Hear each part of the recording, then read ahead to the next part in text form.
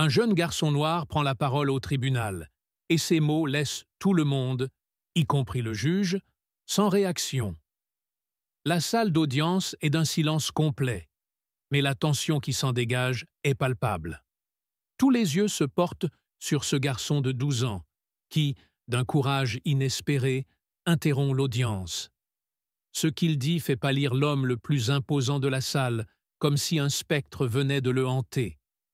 Mais qui était ce garçon?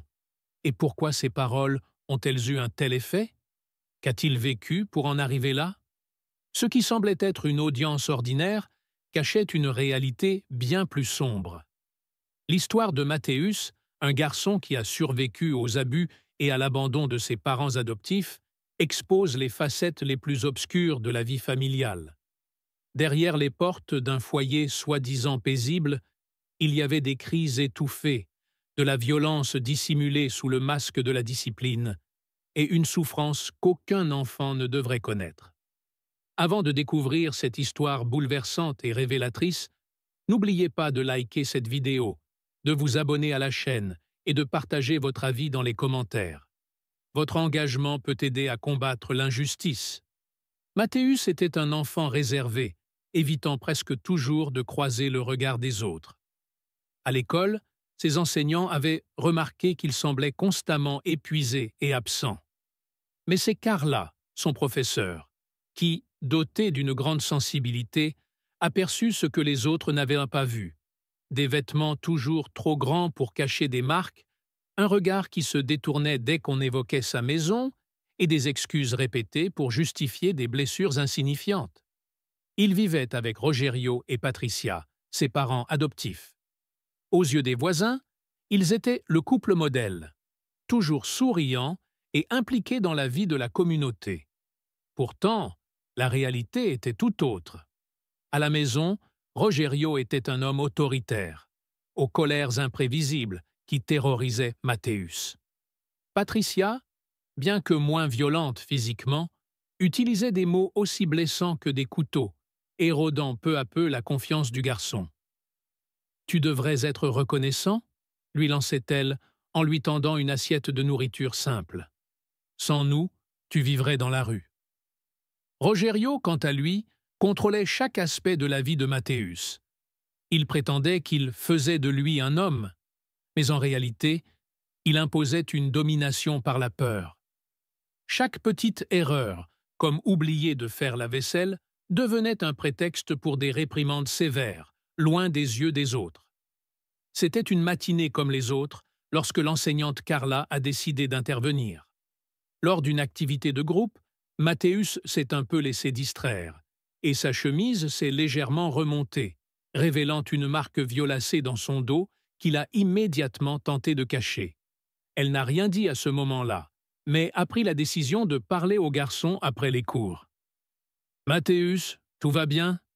lui demanda-t-elle, sa voix douce trahissant une inquiétude profonde. Le garçon secoua la tête en tentant de sourire. « Oui, professeur, ça va. » Mais Carla savait que ce n'était pas la vérité. Elle avait entendu cette même réponse de nombreux autres enfants confrontés à des situations difficiles. Décidée à comprendre, elle a entamé une investigation. Elle s'est entretenue avec les autres enseignants, qui lui ont parlé de l'attitude renfermée de Mathéus, puis elle s'est rapprochée de l'assistante sociale de l'école. Pendant ce temps, à la maison, la situation devenait de plus en plus tendue. Patricia commença à remarquer que Mathéus était particulièrement silencieux ces derniers jours, comme s'il cachait quelque chose. « Tu ne trouves pas qu'il a un comportement étrange ?» observa-t-elle un soir, pendant le dîner, en jetant un regard à Rogerio. « Ce n'est qu'un gamin », répondit Rogerio d'un ton dédaigneux. Cependant, il commença à devenir plus attentif et à surveiller les moindres faits et gestes de Mathéus. À l'école, Carla poursuivait ses efforts pour amener Mathéus à parler. Au début, il résistait, insistant sur le fait que tout allait bien, mais avec le temps, il commença à lui dévoiler de petites bribes de son histoire. « Il ne m'aime pas », confia Mathéus un jour, en jouant distraitement avec un crayon. « Ils ne font semblant que quand il y a des gens autour. » Carla comprit qu'elle devait agir rapidement. Elle nota tout ce que Mathéus lui disait et tous les signes qu'elle avait remarqués. Elle chercha du soutien parmi les autres membres du personnel et alerta les autorités. Pendant ce temps, Rogerio et Patricia commençaient à se rendre compte que quelque chose n'allait pas. Un jour, Rogerio surprit Mathéus en train d'écrire dans un cahier et lui arracha violemment le papier des mains. C'était une rédaction scolaire où Mathéus racontait l'histoire d'un monstre invisible qui contrôlait sa vie. Furieux, Rogerio voulait réagir immédiatement, mais Patricia intervint. « Si on fait ça maintenant, on va éveiller des soupçons, » dit-elle calmement. « Laissons-le croire qu'il garde le contrôle. » Ils ignoraient que Mathéus avait déjà pris sa décision. Il allait se battre. Inspiré par les conseils de Carla, il avait commencé à documenter ce qui se passait chez lui. Conversations, photos des marques sur son corps, il cachait tout dans un endroit sûr. De son côté, Carla récupérait les preuves et les remettait aux autorités. L'affaire fut portée devant le tribunal, et ce jour-là, la vérité allait enfin éclater. Le jour de l'audience arriva. Mathéus était assis dans la salle, les mains tremblantes, mais son regard ne trahissait aucune hésitation. Carla était là pour le soutenir, ainsi qu'une assistante sociale qui suivait son dossier. Rogerio et Patricia, toujours aussi soignés, gardaient une expression glacée. Le juge, un homme à l'air sévère, écoutait attentivement les arguments des avocats. L'avocat de Rogerio et Patricia cherchait à minimiser les accusations, affirmant que tout cela n'était qu'un malentendu et que Mathéus était simplement un enfant difficile, qui avait tendance à dramatiser les choses. Puis vint le moment pour Mathéus de témoigner. Un silence pesant s'installa dans la salle d'audience. Le garçon se leva, baissant les yeux, mais prit une grande inspiration et fixa le juge dans les yeux.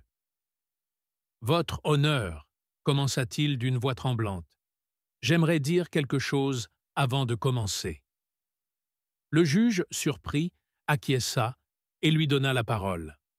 C'est alors que Mathéus prononça ces mots qui eurent l'effet d'un choc. « Ils ne m'ont jamais aimé. » La salle resta figée. Le silence qui suivit était lourd, marqué par la sincérité poignante de cette déclaration. Les avocats de Rogerio et Patricia échangèrent des regards abasourdis, tandis que le couple, jusque-là implacable, montrait enfin des signes évidents de nervosité. « Je sais que je ne suis pas parfait, » poursuivit Mathéus, les larmes brillant dans ses yeux. « Mais je n'ai rien fait pour mériter ça. Ils m'ont toujours fait sentir que j'étais un fardeau, que je ne méritais pas d'être heureux. Mais je veux que la vérité soit entendue.